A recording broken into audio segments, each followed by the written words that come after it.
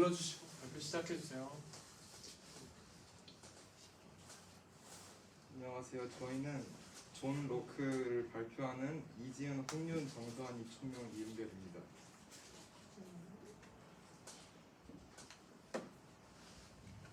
먼저 인물의 생애.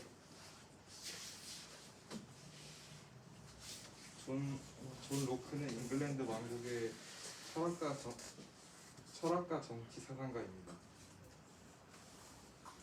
대충 기억해. 우선 유년 시절은 1632년 8월 29일 서머실셔의 작은 라밍턴의 법조인의 아들로 태어났습니다.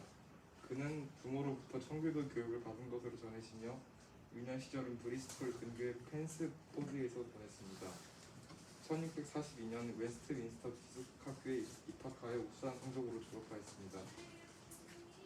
1652년 옥스퍼드 대학에 장학생으로 입상하여 언어, 논리학, 수학, 윤리학, 천문학을 두루 공부하면서 데카르트 철학을 알게 되었습니다.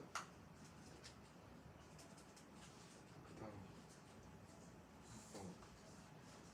다음 1660년 옥스퍼드 대학의 튜터로 5년간 활동한 후 1664년부터 과학, 특히 의학을 연구하였습니다. 1665년 그는 공사 비서로서 독일의 브란텐부르크에 머물렀으며 이를 계기로 로크는 정치 무대에서 활동을 하게 됩니다. 그리고 그는 이곳에서 가톨릭교와 개신교들이 서로 다른 종교를 가지고 있지만 질서 있게 사는 것을 보고 종교적 광해의 실행 가능성에 눈을 뜨게 되었습니다. 1704년 당시 매연 공해가 심했던 런던 생활로 인해 천식으로 로크의 건강이 악화되어 1704년 10월 30일 오치가 사망했습니다.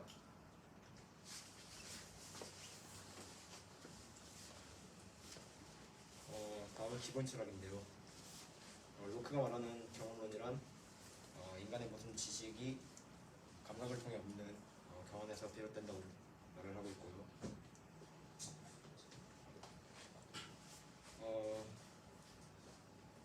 그리고 이제 로크는 정신이 말하는 이제 이성과 지식은 이제 어디서 오는가 그것을 이제 말하고 있는데 그건 바로 경험에서 오고 우리가 믿고 쓰는 지식과 그 경험을 토대로 하고 있으며 궁극적인 것은 경험에서 온다고 말하고 있고요.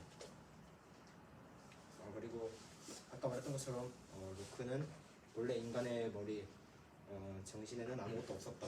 그런데 내가 무엇을 보고 무엇을 하냐에 따라서 그 경험을 토대로 개념을 가지게 된다고 말을 하고 있습니다. 그리고 이제 경험론에는 이제 두 가지가 있는데요. 하나는 외적에서 내가 무슨 물질이나 사물을 토대로 내가 얻게 되는 외적으로 오게 되는 외적 경험이 있고요. 그리고 경험론의 다른 한 가지는 스스로 정신적으로 느끼게 되는 건데요. 이것은 내가 이 사물을 어떻게 다르게 썼을 때 다른 사람에게 뭐 훈계를 받았을 때 그때 만약에 그때 내가 다시는 이런 걸 하지 말아야겠구나 하면서 느끼는 그 내적 경험 그 반성을 우리가 다시는 하지 말아야지 하면서 그것을 나의 경험으로 쓰게 됩니다. 그리고 단순관념과 복합관념인데요. 우선 단순관념은 일단 진짜 그냥 단순하게 이 사물이 있구나 이 사물의 생김새나 뭐 무슨 음식의 맛이 될 수도 있고 소리가 될 수도 있고 그것을 그냥 감각적으로 느끼는 것을 단순관념이라고 하고 복합관념은 여기 이제 단순관념에서 조금 더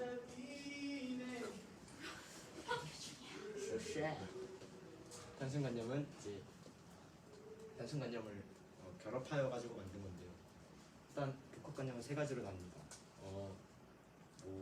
이 사물을 그냥 보기만 했을 때는 그게 단순관념인데 이 사물을 뭐 내가 가지게 됨으로써 이 사물의 뭐 지속성, 운동, 이 사물이 어떻게 움직이는가 이런 것을 복합관념이라고 하고 두 번째는 이제 물체, 이 사물이 무슨 소리가 나고 또 어떨 때 쓰이고 하면서 복합관념으로 쓰이기도 하고 그리고 이 사물과 저 사물을 비교하면서 이 사물의 관계성을 내가 아는 것도 복합관념에 포함됩니다.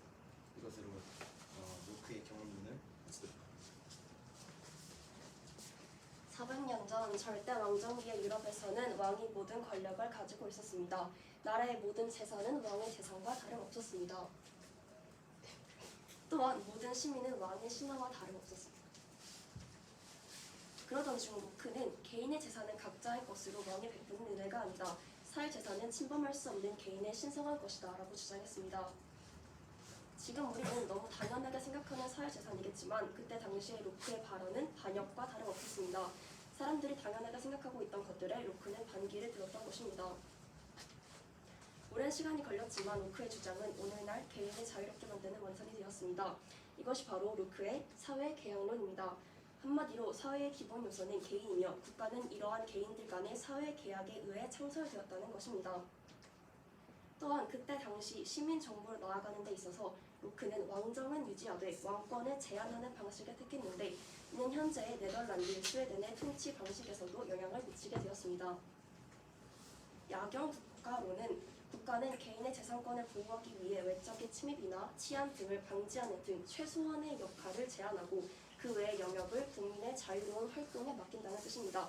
한마디로 국가의 임무는 오로지 최소한의 안전 보장에 있다고 하는 것이 야경 국가론입니다. 통치론이란 첫 번째, 자연 상태에서의 인간은 모두 평등하며 무제한적인 자유를 누린다. 두 번째, 하지만 질서 잡힌 사회에서 사는 것이 정정하라고 생각하는 사람들의 국가를 만든다. 세 번째, 그리고 통치자에게 권력을 일부 이양한다. 네 번째, 하지만 통치자가 개인의 자유권을 지나치게 침해한다면 정을 통해 몰아낼 수 있다. 라고 주장하는 것이 통치론입니다. 통치론에서 중요한 것은 자연법 소유 대안입니다. 첫째, 자연법에서 자연상태는 자유상태이자 평등의 상태를 뜻합니다. 어느 누구도 다른 사람의 신체, 생명, 건강, 자유 또는 수용물의 위해를 가해서는 안 된다고 정의합니다. 둘째, 로크가 말하는 소유에서 소유권이 발생한다는 것은 노동 때문이라고 말합니다. 로크는 노동이야말로 제한 상태의 공유물의 소유권이 설정된 상태를 변화시킨다고 주장했고 이는 노동 가치설의 토대가 됩니다. 셋째, 로크는 자연상태의 인간은 이성이 있고 노동을 통해서 소유권을 획득하거나 이러한 공정에 지속되는 경우 사회 문제가 발생한다고 보고 이를 해결할 수 있는 방안이 개혁이라고 말했습니다. 네, 마지막으로 성경적 관점입니다. 먼저 로크의 경험론에 대한 성경적 관점입니다. 로크는 백지 상태에서 지식이 추가된다고 경험론을 주장한 사람인데 성경은 이 경험론과 반대의 관점을 가지고 있습니다. 로마서 1장 19절 이는 하나님을 알만한 것이 그들 속에 보임이라 하나님께서 이를 그들에게 보이셨느니라. 여기 말씀에 보면 주님께서 우리가 주님을 알 수 있는 것을 우리에게 주셨다고 나와 있는데 이렇게 우리가 태어났을 때 정신에 아무것도 담겨있지 않다는 경험론은 성경과 반대되는 입장이라고 볼 수 있습니다. 네, 다음은 로크의 사회계약론에 대한 성경적 관점인데요. 아까 발표한 로크의 사회계약론의 성경은 긍정적이라고 볼 수 있습니다.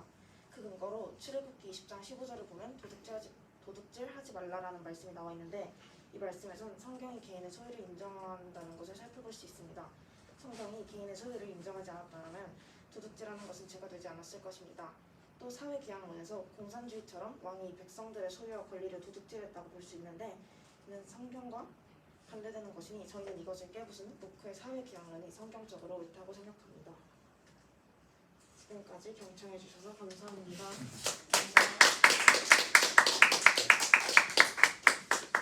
고생했어 얘들아.